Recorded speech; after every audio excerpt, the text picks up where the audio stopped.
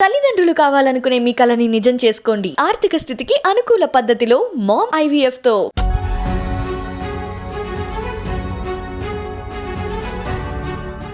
తెలంగాణలో అసెంబ్లీ ఎన్నికల కోసం సర్వం సిద్ధమైపోయింది. ఒకవైపు ఓటర్ల జాబితాతో పాటుగా మరోవైపు షెడ్యూల్ని కూడా రిలీజ్ చేసింది కేంద్ర ఎన్నికల సంఘం. ఇందులో ఒక స్పెషల్ ఇన్ఫర్మేషన్ని అందించింది CEC. అది వృద్ధుల కోసం, డిసేబుల్డ్ పర్సన్స్ కోసం.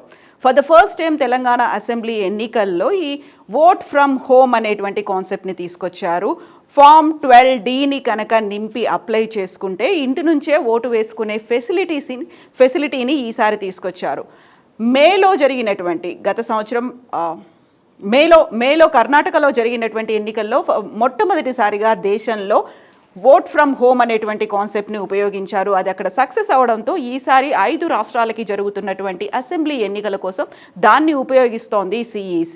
అర్హులైనటువంటి ఓటర్లు అంటే 80 ఏళ్ళు పైబడినటువంటి ఓటర్లు దీన్ని ఉపయోగించుకోవచ్చు. అలాగే డిసేబుల్డ్ పర్సన్స్, వైకల్యం 40% పైగా ఉన్నటువంటి డిసేబుల్డ్ పర్సన్స్ కూడా ఈ అవకాశాన్ని సద్వినియోగం చేసుకోవచ్చు. ఇందులో భాగంగా ఫామ్ 12Dని వెబ్సైట్లో డౌన్లోడ్ చేసుకొని దాన్ని నింపి తమ వివరాల్ని, కంప్లీట్ ఇన్ఫర్మేషన్ని అందులో నింపేసి రిటర్నింగ్ ఆఫీసర్కి కనుక అందచేసినట్టయితే ఆ ఫెసిలిటీస్ని యూజ్ చేసుకోవచ్చు. ఇది ఎలా అప్లై చేసుకోవాలనేటువంటి వివరాలను చూద్దాం.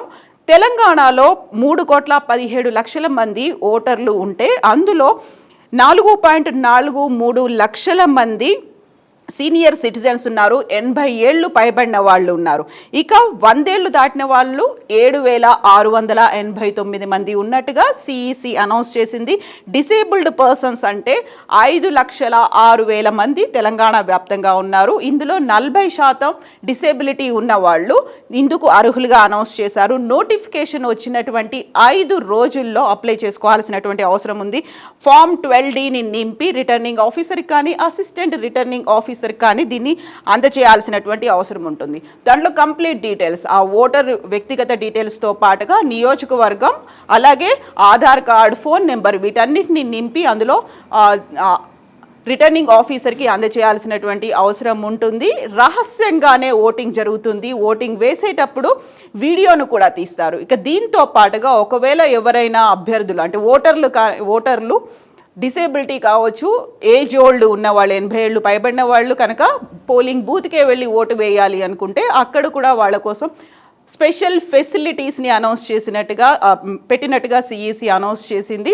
ఇందులో భాగంగా సక్షం ECI అనే ఒక యాప్ని డౌన్లోడ్ చేసుకోవాల్సినటువంటి అవసరం ఉంటుంది. SAKSHAM ECI అనేటువంటి యాప్ ప్లే స్టోర్స్లో కానీ, యాపిల్ స్టోర్లో కానీ ఉంటుంది. దాన్ని డౌన్లోడ్ చేసుకొని వివరాలన్నింటినీ అందించాల్సినటువంటి అవసరం ఉంది. వికలాంగుల కోసం గ్రౌండ్ ఫ్లోర్లోనే పోలింగ్ బూత్ అనేది ఏర్పాటు చేయాలి. వాళ్ళ కోసం వీల్ చైర్తో పాటుగా ఇతర సౌకర్యాలు ఉంచుతామని CEC అనౌన్స్ చేసింది. రహస్యంగా ఉంటుంది. మన ఇంటికి కనుక వచ్చి మనం ఎల్డర్స్ ఓటు తీసుకోవాలంటే దాన్ని రహస్యంగా ఉంచుతున్నట్టుగా చెప్పారు. సో ఓవరాల్గా అయితే ఎలిజిబిలిటీ అనేది ఎలా ఉంటుంది ఏంటి అనేది కూడా కంప్లీట్ డీటెయిల్స్ అనేవి ఇందులో ఫామ్ 12Dలో ఉంటాయి. వీల్ చైర్లతో పాటుగా వాలంటీర్లను కూడా అందుబాటులో ఉంచుతున్నారు. సో కర్ణాటకలో సక్సెస్ అయినటువంటి ఈ ఫార్ములాని ఈ 5 రాష్ట్రాల్లో, అందులో తెలంగాణలో ఫర్ ద ఫస్ట్ టైం ఉంది. సో నోటిఫికేషన్ వెలువడినటువంటి 5 రోజుల్లో అప్లై చేసుకోవాల్సినటువంటి అవసరం ఉంది. సో ఈ ఫెసిలిటీస్తో రహస్యంగానే ఓట్ అనేది ఉంటుంది. అండ్ ఓటు వేసేటప్పుడు దాన్ని వీడియో కూడా తీస్తారు కాబట్టి ఎలాంటి అవకతవకలకి అవకాశం లేకుండా ఉంటుంది అని CEC అనౌన్స్ చేసింది.